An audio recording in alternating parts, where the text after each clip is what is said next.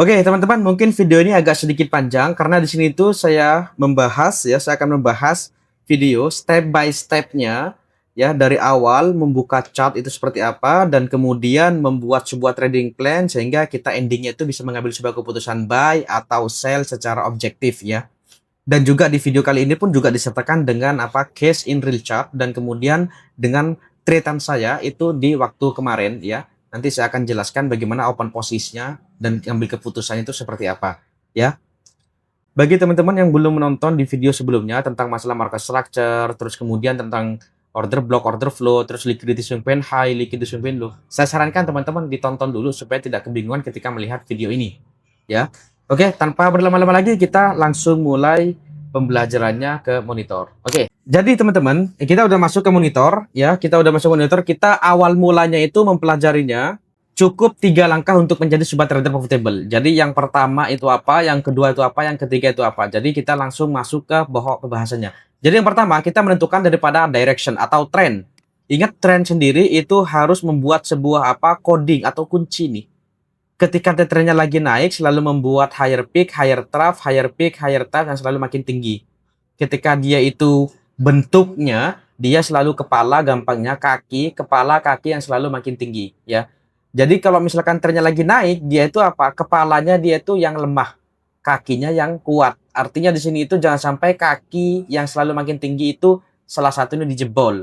Jadi kalau misalkan dijebol berarti mengindikasikan dia itu terjadi sebuah apa shifting atau trend change ya. Ini secara textbook teman-teman. Jadi kalau misalkan secara real chartnya kurang lebih bentuknya seperti ini dalam visual ya. Jadi di sini itu menggambarkan tren bullishnya. Jadi untuk tren yang bearishnya kita langsung masuk ke bentuk visualnya seperti apa. Nah, ada di sini itu kita perlu melihat selalu kalau misalkan dia tuh trennya lagi turun, bahwasanya kaki dan kepala lebih rendah, kaki dan kepala lebih. Ini pada umumnya seperti ini ya. Nanti saya akan jelaskan bagaimana cara kita menentukan codingnya ya, karena market itu selalu bergerak dari coding to coding ya teman-teman ya.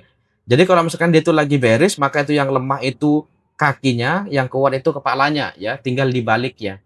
Artinya di sini tuh teman-teman harus tahu ketika kakinya atau kakinya selalu ditembus berarti dia tuh trennya kuat turun. Kalau misalkan kepalanya ditembus berarti trennya udah mulai melemah atau shifting atau terjadi sebuah apa trend change. Nah, ini secara textbooknya bentuknya seperti ini. Jadi langkah pertama untuk kita itu bisa ngedetek bagaimana caranya. Jadi pertama itu tentukan arah ya. Artinya di sini tuh kita menentukan arah. Jadi di arah itu ada arah naik, ada arah turun. Nah, pertanyaannya arah naik itu caranya seperti apa? Jadi untuk arah itu ada dua ya. Jadi di sini tuh ada minor ya. Di sini itu ada minor, kemudian di sini pun lagi itu ada major ya.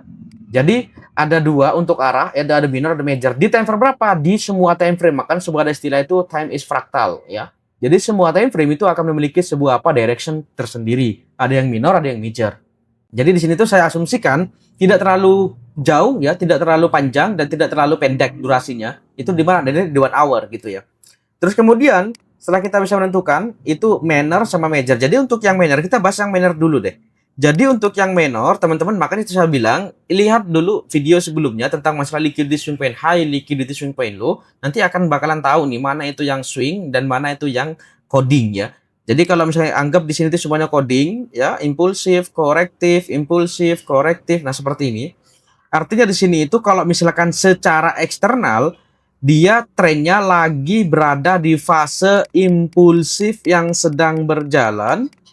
Kalau secara internal dia tuh selalu membuat impulsif atau macro movement atau micro movement, primary, secondary terserah, whatever. Yang jelas kita itu cukup aja selalu pergerakan harga terjadi pergerakan panjang dan pendek.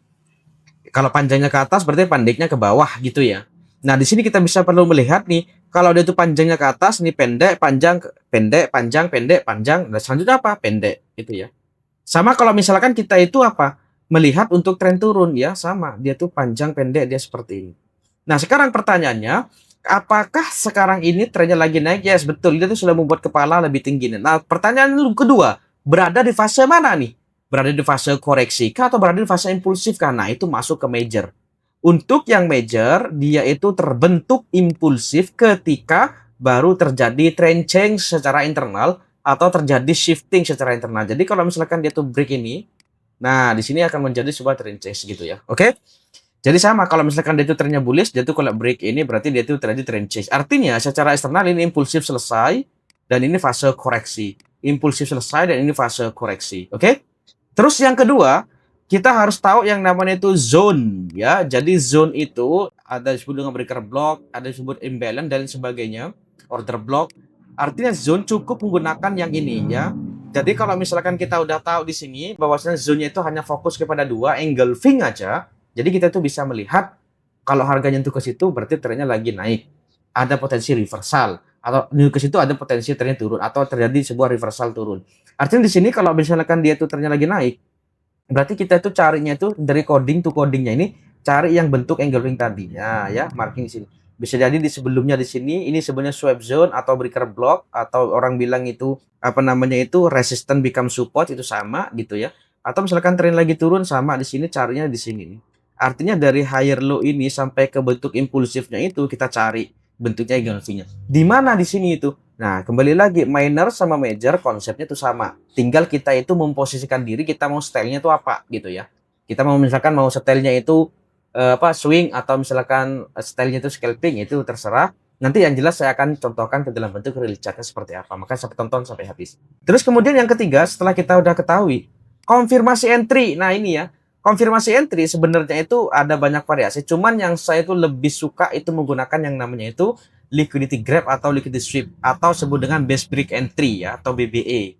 Ya itu biasanya saya kasih istilah itu BBE. Jadi untuk yang entry itu kita gunakannya itu cuman menggunakan liquidity grab ya kalau dia itu dalam tanda kutip mau buy atau liquidity sweep kalau kita itu mau ngambil posisi apa sell. Artinya sama bentuknya kayak double bottom gitu ya. Double bottom di mana second bottomnya itu lebih rendah. Dia tuh seakan-akan break of structure terjadi trend change sama sebenarnya di sini double top. Seakan-akan di break of structure ternyata dia tuh banting ke bawah. Atau false break orang bilang itu sama konsepnya. Artinya kalau terjadi seperti ini kita bisa mengambil opportunity untuk buy. Ya. Nah, kemudian kita masuk kepada apa? Risk manajemennya itu seperti apa nih? Biar kita tahu nih ini tambahan ya. Artinya kalau di risk management teman-teman bisa ditonton aja di video sebelumnya ya, ada di sini. Itu di bagian cara untuk menghitung daripada pips ya. Itu akan dijelaskan lebih detail juga ya. Cara menentukan market structure ada di link ada di deskripsi ada di video saya sebelumnya. Teman-teman bisa ditonton. Jadi pertama itu selalu membuat pipet atau poin, yang kedua itu pips, yang ketiga itu apa? Convert ke dolar, kemudian kita itu bisa menentukan itu lot size-nya. Lot size ini pasti semuanya itu sama 0,01 ya. Kita hitungannya itu 1. Jadi kalau misalkan 100 poin, berarti di sini itu memberikan sebuah apa? 10 pips. Jadi kalau 10 pips kita convertkan ke dolar, itu berarti apa? Itu 1 dolar. Berarti di sini asumsinya apa? Dengan lot size-nya itu 0,01. Itu dan seterusnya seperti itu. Kalau misalkan 1000 pipettes atau 1000 poin, berarti di sini apa? 100 pip. Jadi kalau misalkan 100 pip, berarti di situ apa? Kita convert 10 dolar. Dengan asumsi berapa? 0,01. Kalau kita masuk 0,02, tinggal kalikan 2 gitu. 0,03 kalikan 3, 0,05 kalikan 5. Oke? Oke, jadi di sini kita udah membahas daripada konsepnya tadi untuk kita bisa ngedetek bagaimana cara kita supaya bisa menjadi sebuah trend profitable. Pertama, arah dulu harus tahu. Arah ini bisa digunakan di beberapa time frame, ya. Bisa gunakan di time frame H1, M15 dan sebagainya. Yang kedua, kita menentukan daripada critical area atau zone supaya kita itu bisa mendetek bagaimana cara kita untuk entry ya untuk ngikutin daripada higher time frame-nya tadi. Jadi kita bicaranya di sini tuh di time frame kecil ya. Dan kemudian untuk kita entry-nya pun juga itu di time frame kecil. Jadi setelah kita menentukan zone-nya itu, untuk menentukan zone-nya itu berarti di mana? Di time frame satu arahnya itu ya. Jadi misalkan arahnya dia itu kita gunakan di H1, berarti kita zone-nya pun juga tandakan di H1. Dan untuk entry-nya berarti kita bicara di lower time frame 1 derajat dan kita bisa maksimal 2 derajat. Ya, artinya kalau misalkan trennya benar-benar lagi kuat, kita bisa turun ke 2 derajat. Kalau misalkan trennya itu agak landai, itu berarti kita turun 1 derajat. Oke, jadi dari 3 konsep ini, mari kita masuk ke dalam bentuk aplikasinya di chart. Oke, sekarang kita udah masuk ke dalam bentuk real chart-nya. Jadi di sini tuh kita bisa menggunakan simulasi gitu ya. Oke, di sini kita asumsikan aja seperti ini. Oke, pertama kita harus tahu dulu daripada trennya. Jadi di sini tuh kita asumsikan kita itu masuk ke dalam bentuk real chart-nya itu seperti apa. Nah, di sini kita bisa melihat untuk kita ngedetek pertama apa tadi? Langkah-langkahnya kita tahu kan trennya dulu. Jadi kita harus tahu ya bentuk internalnya dulu. Ingat, jadi kita ini nggak bisa tarik seperti ini ya karena itu masih di dalam. Ini masuk ke liquidity based on price sebenarnya. Jadi kita tuh langsung nariknya itu paralel seperti ini. Nah, ini impulsif korektif, impulsif korektif, impulsif korektif, impulsif, dan ini dibalas dengan impulsif. Sekarang kita harus tahu nih, untuk trennya secara internal minor itu ini ya, ini break of structure, break of structure. Ingat ya, break of structure, dan kemudian di sini break of structure, terus dia tuh break of structure. Sampai terjadi sebuah trend change atau shifting. Nah, di sini kita harus tahu nih, impulsif, korektif, impulsif, korektif, impulsif. Nah, ini dibalas impulsif lagi nih. Berarti di sini tuh apa konsepnya? Secara eksternal dia tuh trennya sedang lemah. Artinya trennya sedang lemah berarti impulsifnya sudah selesai. Berarti kalau misalkan impulsif sudah selesai, jadi tarik seperti ini, impulsif ke bawah. Berarti proses kenaikannya ini secara internal ini trend change atau terjadi shifting nih. Tapi secara eksternal ini berada di fase koreksi di mana mau melanjutkan penurunan kembali. Nah, mau sampai mana? Kembali lagi kita itu tugasnya apa? Syarat kedua menandakan zone ya. Jadi kita itu syarat keduanya itu menandakan zone. Jadi di sini kita tandakan ketika terjadi sebuah impulsif seperti ini, tandakan bentuknya semacam engulfing satu. Terus kemudian di sini ada lagi satu ya. Tandakan di sini satu. Oke, tandakan lagi di atas sini satu. Berarti di sini itu di dalam tren dia itu di fase impulsifnya di sini ada 1, 2, 3, 4. Artinya di sini itu secara eksternalnya dia itu fase koreksinya, potensinya berhentinya itu sampai ke zone 1 atau 2 atau 3 atau 4. Nah, sekarang kita butuh konfirmasinya itu seperti apa supaya kita bisa ngikutin entry-nya seperti apa. Ingat, kita di LTF kita cukup mencari yang namanya apa? Liquidity sweep. Kalau dia tuh kita mau ngambil short selling, ya udah kita tinggal turun. Tinggal kita itu cek di sini.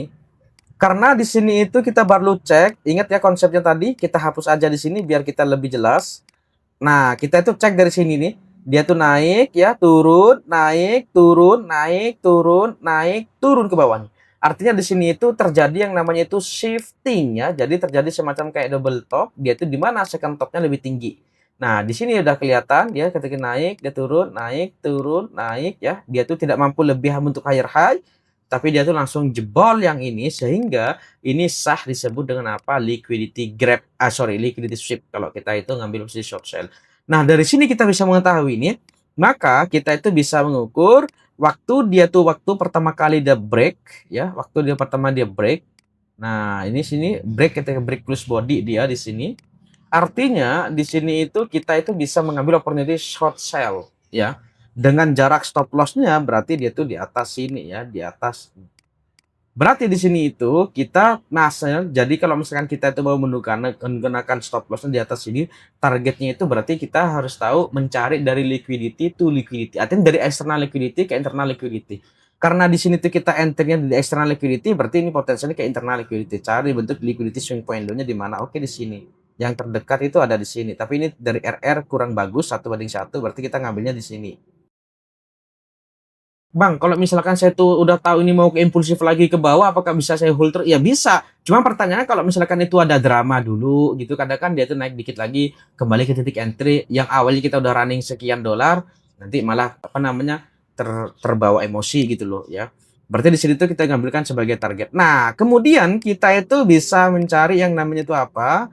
Untuk berapa lot nih supaya kita itu bisa mengambil opportunity target maksimalnya di sini. Nah, sekarang kita cek dari jarak entry sampai ke sini, ini masih poin ya, teman-teman ya. 715 atau gampangnya itu ini di sini seperti ini aja. Di MetaTrader atau di platform manapun, itu semuanya dijadikan pipet dulu ya. Ini 715 itu namanya poin atau pipet. Jadi di sini tinggal 71 pips atau dibulatkan 72 pips. Kalau kita dolarkan berarti 7,2 dolar. Artinya kalau kita itu mau rugi 20 dolar, kita bisa masuk berapa lot? Ya udah 7,2 kali 2 itu berapa? Kan 14, sekianan. Berarti di sini kita bisa masuk 0,02, tapi seandainya kita kena stop loss itu nggak sampai 20 dolar karena di situ cuman hanya 15-an ya, 14, sekianan. Berarti di sini kita bisa masuk berapa lot? 2 lot. 0,2 lot gitu ya. Jadi teman-teman harus tahu bahwasanya perbedaannya untuk kita bisa ngedetek. Jadi di sini misalkan udah kena TP1 ya udah 0,02 tadi itu bisa TP parsial. Nah, kalau misalkan kita gunakan DCA enak. Jadi TP pertama di sini, kalau misalkan entry yang satu layernya lagi TP di sini. Tapi kalau misalkan lamsam ya berarti harus close manual gitu loh, ya. Berarti di sini kita udah tahu, oke? Jadi seperti itu konsepnya. Nah, di sini kita jebret ya. Ini udah ke hit. Oke, sekarang di sini saya akan tunjukkan bagaimana posisi saya di kemarin ngambil posisi trade di gold. Ya sama di gold juga. Oke, di sini kita udah masuk ke dalam bentuk real chart-nya. Contoh kasus posisi saya di tanggal berapa ini? Tanggal 2 Maret. Berarti kan kemarin, sekarang kan tanggal 3 nih.